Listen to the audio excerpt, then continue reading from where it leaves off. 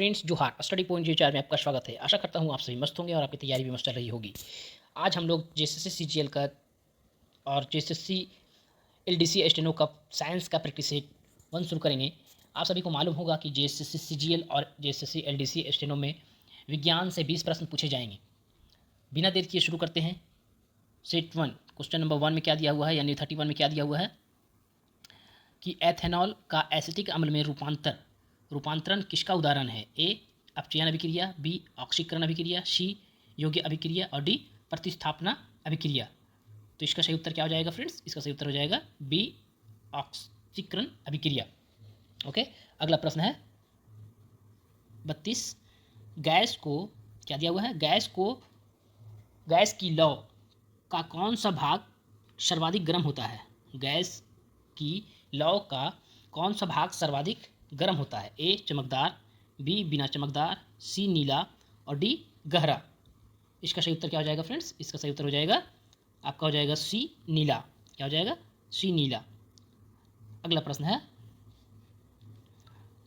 Mendeleev, sorry 33 number में, 32 पढ़ा है मैं 33।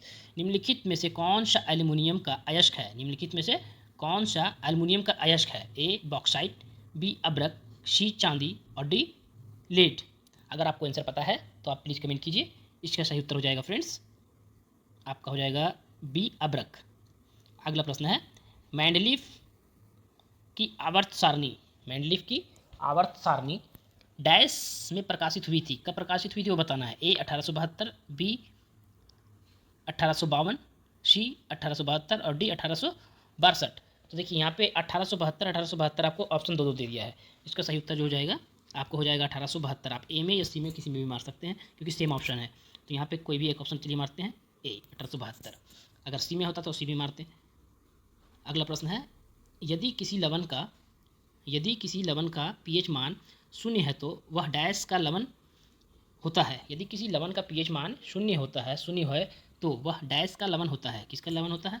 ए सशक्त एसिड और कमज़ोर बेस, बी कमज़ोर एसिड और सशक्त बेस, सी है सशक्त एसिड और सशक्त बेस और डी कमज़ोर एसिड और कमज़ोर बेस। अगर आपको आंसर पता है तो प्लीज़ आप कमेंट कीजिए। इसका सही उत्तर हो जाएगा फ्रेंड्स आपका हो जाएगा ए सशक्त एसिड और कमज़ोर बेस। अगर आपको इसका पीडीएफ चाहिए फ्रेंड्स तो हमारे टेलीग्राम चैनल ज्वाइन कीजिए। टेलीग्राम का लिंक जो है आपको डिस्क्रिप्शन में डाला हुआ है। आप वहाँ से टेलीग्राम ज्वाइन कीजिए। आपको पूरा सेट कंप्लीट होने के बाद, यानी कि जीके का, साइंस का, कंप्यूटर का और झारखंड जीके का, चारों का सेट कराने के बाद मैं वहाँ पे पीडीएफ उसका डाल दूंगा। आप वहाँ पे चेक करके पढ़ सकते हैं। ओके फ्रेंड्स, बाद में रिवीजन के लिए आपको काम आएगा।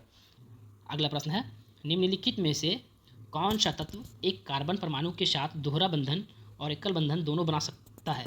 क्या दिया बोल रहा है कि निम्नलिखित में से कौन सा तत्व एक कार्बन परमाणु के साथ दोहरा बंधन और एकल बंधन दोनों बना सकता है? ए बोरियम, बी हीलियम, सी क्लोरीन और डी ऑक्सीजन। उससे ऑक्सीजन होता है। अगर आपको आंसर पता है तो प्लीज़ कमेंट कीजिए। इसका सही उत्तर हो जाएगा फ्रेंड्स आपका हो जाएगा डी ऑक्सीजन। क्या हो जाएगा? D oxygen. अगर आपको फ्रेंड्स किसी तरह की चेंजेस चाहिए, यानी कि मैं थोड़ा फास्ट पढ़ा रहा हूँ या फिर मैं स्लो पढ़ा रहा हूँ या फिर आपको एक्सप्लेन करके चाहिए, क्योंकि मैं आपको ज़्यादा एक्सप्लेन नहीं कर पाऊंगा फ्रेंड्स, अभी कह पा रहा हूँ क्योंकि मुझे कम समय में ज़्यादा पढ़ाना है, इसलिए मैं ज़्यादा एक्सप्लेन नहीं करूँगा। एक्सप्लेन करूँगा थोड़ा सा वीडियो अगर ये 15 मिनट में खत्म होता है तो वो फिर आधा घंटा चला जाएगा, 30 मिनट लग जाएगा। इसलिए मैं एक्सप्लेन नहीं कर रहा हूँ। मैं कोशिश करूँगा कि जहाँ जहाँ एक्सप्लेन करने का जगह होगा मैं करूँगा। बाकी आपको अगर किस तरह की आपको पसंद है तो प्लीज़ आप कमेंट करके बताइएगा कि हाँ हमें आप प्लीज़ सर आप जो है एक्सप्लेन करके पढ़ाइए या फिर थोड़ा स्लो पढ़ाइए, फास्ट पढ़ाइए, या और कुछ किसी का वीडियो चाहिए तो आप कमेंट कर सकते हैं। ओके फ्रेंड्स, अगला प्रश्न है पानी की कमी के कारण, 37 में क्या दिया? पानी की कमी के कारण कोशिका के संकुचित होकर कोशिका भित्ति से अलग होने की प्रक्रिया को क्या कहा जाता है? A deplasmolysis, B cytolysis, C प्रकाश संश्लेषण और डी प्लाज्मोलिसिस। अगर आपको आंसर पता है तो प्लीज़ कमेंट कीजिए। इसका सही उत्तर हो जाएगा फ्रेंड्स आपका हो जाएगा डी प्लाज्मोलिसिस।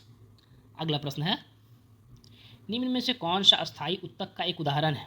निम्न में से कौन सा अस्थायी उत्तक का एक उदाहरण है? ए रक्त, बी जाइलम, सी हड्डी और डी त्वचा। अगर आपको आंसर पता है तो प्लीज़ आप कमेंट कर दें।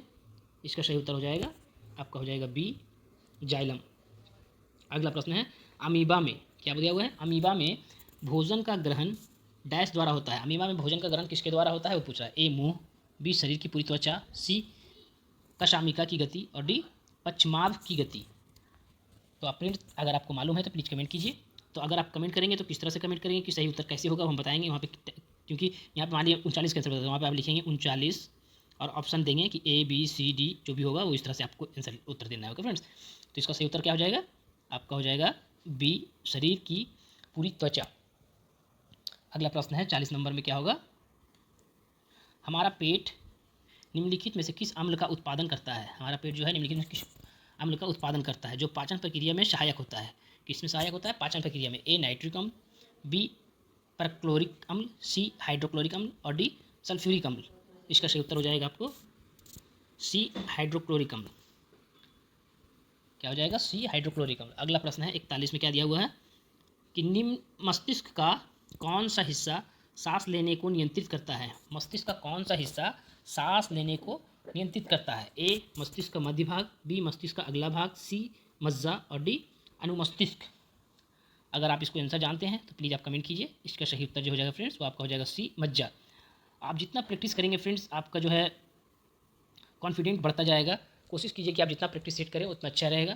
प्रैक्टिस जितना करेंगे अलग अलग क्वेश्चंस मिलेंगे, अलग अलग आपको कॉन्फिडेंस लेवल थोड़ा हाई होगा। इसलिए आपको ज़्यादा समय हमको नहीं लेना चाहते हैं, कम समय में आपको एक प्रैक्टिस सेट कंप्लीट हो जाएगा। अगला प्रश्न है 42, इनमें से कौन सा पुष्प के नर जनन अंग का घटक नहीं है। क्या है, इनमें से कौन सा पुष्प के नर जनन अंग का घटक नहीं है। ए प्राप्तकोश, बी वर्तिका, सी तंतु और डी प्राग। इसका सही उत्तर क्या हो जाएगा फ्रेंड्स, अगर आपको मालूम है तो प्लीज़ कमेंट कीजिए। इसका सही उत्तर हो जाएगा बी वर्तिका।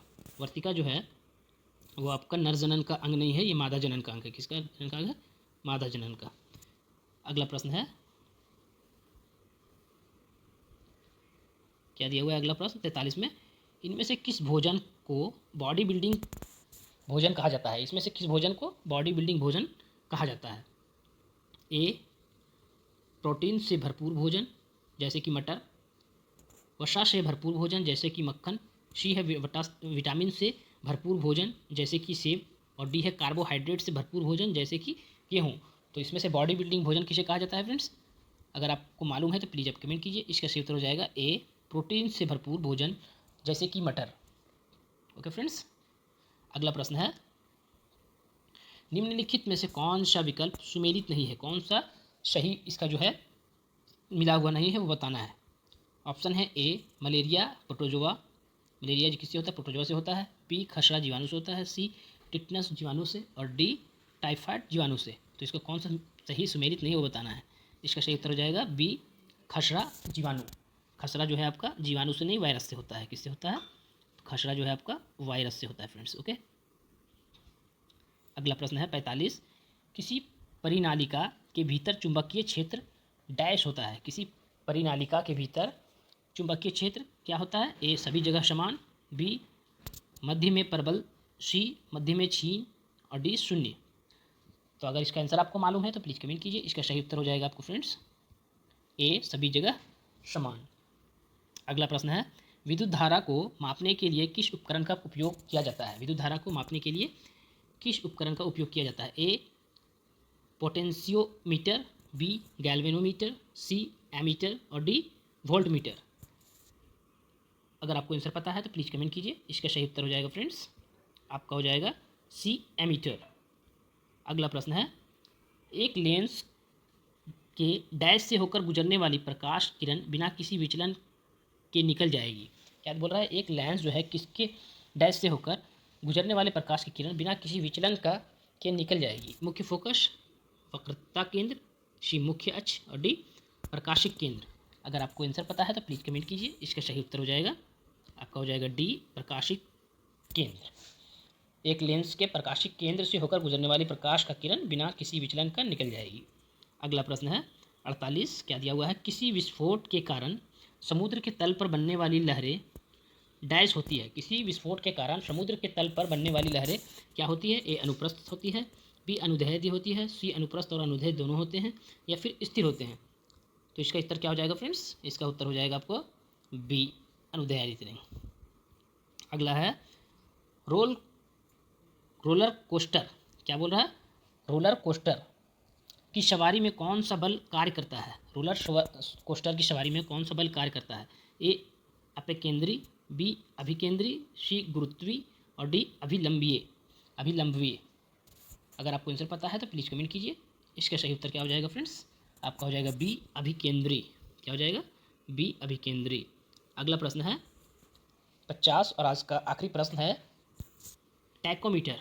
क्या बोल रहा है? टैकोमीटर। टैकोमीटर का प्रयोग क्या मापता है? टैकोमीटर का प्रयोग क्या मापता है? ए, चक्कर प्रति मिनट, बी, टार्क, सी, घूर्णी गतिज ऊर्जा और डी, दूरी। तो इसका सही उत्तर क्या हो जाएगा फ्रेंड्स? इसका सही उत्तर हो जाएगा ए, चक्कर प्रति मिनट। अगर आपको वीडियो अच्छा लगा हो फ्रेंड्स तो प्लीज़ हमारे चैनल को सब्सक्राइब करें, लाइक करें, कमेंट करें। और अगर आपको इसका पीडीएफ चाहिए तो हमारे टेलीग्राम चैनल में ज्वाइन कीजिए। टेलीग्राम का लिंक जो है आपको डिस्क्रिप्शन में डाला हुआ है, वहाँ पे ज्वाइन कीजिए। आपको पूरा सेट का एक बार में प्रैक्टिस सेट का जो पूरा सेट होता है, साइंस, मैथ्स, इंग्लिश, यानी कि आपको जो जो भी है, जैसे सब्जेक्ट आपका पहला सब्जेक्ट में क्या है तो आपको जीके, उसके बाद अभी मैंने पढ़ाया साइंस, उसके बाद कंप्यूटर, फिर आपको आएगा झारखंड जीके, मैथ्स और रीजनिंग। 6 सब्जेक्ट है, तो 6 सब्जेक्ट का आपको पूरा सेट का प्रैक्टिस सेट आपको टेलीग्राम में डाल दिया जाएगा। ओके फ्रेंड्स, ओके आज के लिए इतना ही। Thank you.